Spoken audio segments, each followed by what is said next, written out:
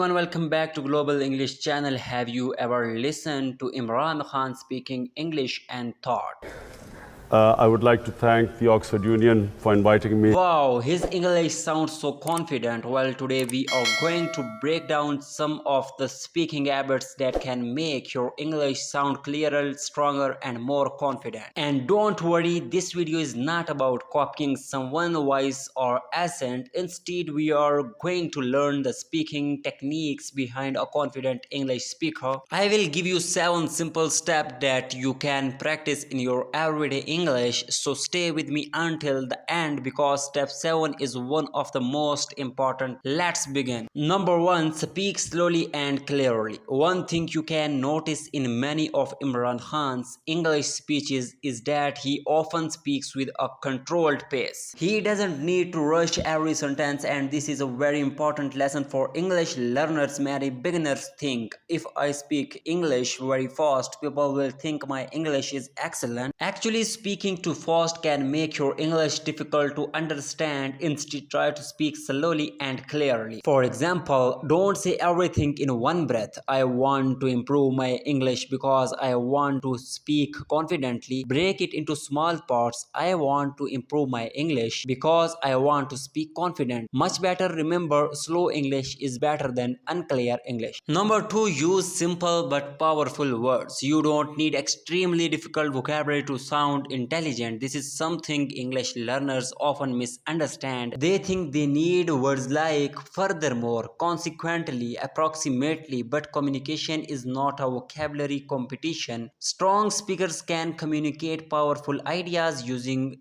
relatively simple words. For example, instead of saying, I am experiencing considerable difficulties in this situation, you can simply say, I am facing a difficult situation. Simple, clear, natural. So when you learn a new word, don't just ask, what does this word mean? Ask, can I actually use this word in a sentence? That's how vocabulary becomes useful. Number 3, learn to speak in complete idea. Here is another powerful habit. Don't speak English word by word. Speak in ideas and phrases. For example, don't memorize only decision, important, future, country. Instead, learn phrases. Make an important decision. Think about the future. Work for the country. Take responsibility. When you learn phrases, your brain does not have to build every sentence from zero. Your English becomes faster and more natural. For example, I want to,